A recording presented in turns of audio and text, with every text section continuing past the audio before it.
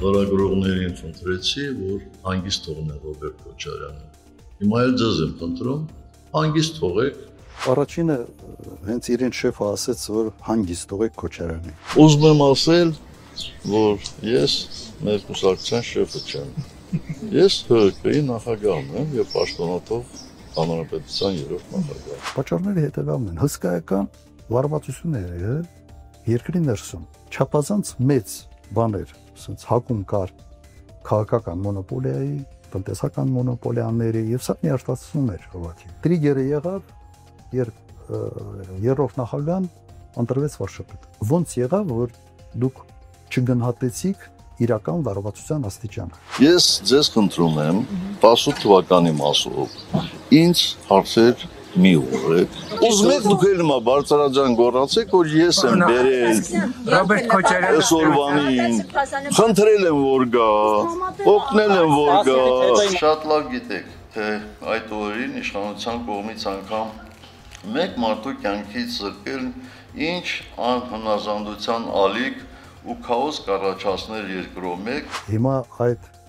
անխուսափելիությունը փորձում են հիմնավորել հետևյալը, որ չեն կրակելու ժողովրդի վրա։ Իսկ ով ասում, որ պիտի կրակեիք։ Ընդհանրապես պետք է փորձել իրենց շրջանակներից գտնել մի մարդ եւ փորձել վիճակը հանգստացնել։ Ինձ համար պարզ է, թե ինչու են նրանք այդպես վարվում կամ այդքան փութաջանորեն քողարկում 2018-ին իշխանազավթներին աջակցելու սեփական քայլերը,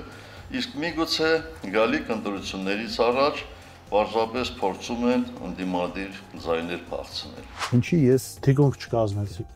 պահեցիք իրենց։ Ես զանգել եմ այն ժամանակ երրորդ նախագահին։ Ես ընդհանրապես հակված չեմ անձնական խոսակցություններ, անձնական զրույցները հրապարակայնացնել։ Ես զանգեցի եւ ասում եմ դու վիճակը ոնց ես գնահատում։ Պրոբլեմա։ Ինքը շատ հանգիստ ասեց, ոչ պրոբլեմ չկա, ամեն ինչ կոնտրոլի տակ։ Մի քանի օր հետո հրաժարական տվեց։ Ինչ պիտի անեն։ Իմ լեքսիկոնում ու կարծում եմ երևի մի 10-15 տարի հետևում է։ Երբեք լսել եք այդպիսի բան, կոնտրոլի տակ։ Ես չունեմ այդպիսի բան։ Մտնել մի process-ի մեջ, որը զրոյին ձգտող հաջողության հավանականություն ունի, ինձ համար դա իսկապես հետաքրքիր չի։ Մեր հիմնավորումները դա է, որ մենք ասում ենք փորձենք։ Իսկ եթե չստացվի, պարոն Սարգսյան, Այն սիրուն անուններով, ինչ որ համանadrության վրա հղումներ կատարելով բանման անդուրջ է դա։ Ներողություն, բայց դուք սահմանադրության մեջ գրված հոդվածին անլրջությամբ եք վերաբերվում։ Այսինքն 21 թվականի ընտրություններին գնալը շատ լուրջ էր, որ հաղթելու ենք, իսկ իմպիչմենտ անելը անլուրջ է։ Բարօրինակ չի թվում, թե կուսակցությունը, որը երկար տարիներ եղել է իշխող կուսակցություն, տեխնացություն չունի։ Հեռանկարը չեն տեսնում, դրա համար տեխնացություն չունի։ Մենք ի տարբերություն շատ շատերի գիտակցում ենք, որ եթե մենք տեխնացու առաջադրենք, ապա հակադրությունը ոչ միայն ԿՊ-ի կողմից է լինելու։ Շատ պարզ է, չէ՞։ Ավելի մեծ հակադրություն է։ Չեմ լսել մեկ մարդու կարծիք, որ դա իրատեսական սցենար է։ Բոլորդ միավորվեք, գնանք փորձենք իմպիչմենտ անենք,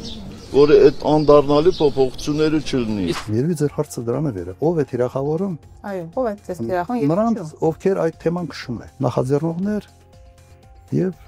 կոնկրետ աջակցողներ։ Ես տվյալ դեպքում ենթացեք սա ձեր հանրապետական կուսակցությունն է ենթադրում։ Հիմա իրենք ընտրել են այս մարտավարությունը, թող շարունակեն։ Դու ուշադրությամբ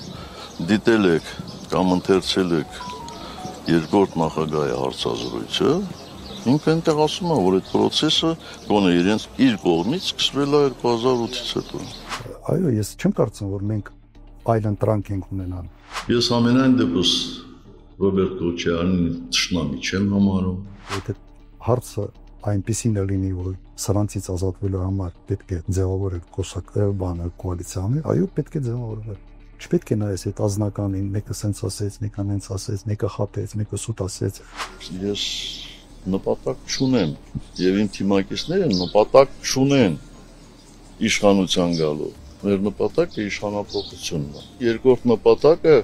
իմ ընկերների վերադարձը Բաքվի բանտերից։ Ես ուրիշ ոչ մի բան չեմ ուզում։ Ով ինչ ուզում է, թող ամբողջովին վերցնի։ Հիմա ես ասում եմ, ես այն մարդն եմ, որ կարող եմ այս հարցերը լուծել։ Չեք ուզում հարցերը լուծել, գնացեք, ուզում եք քվարկեք, ուզում եք հարցերը լուծել, քվարկեք։ Սենց ալի։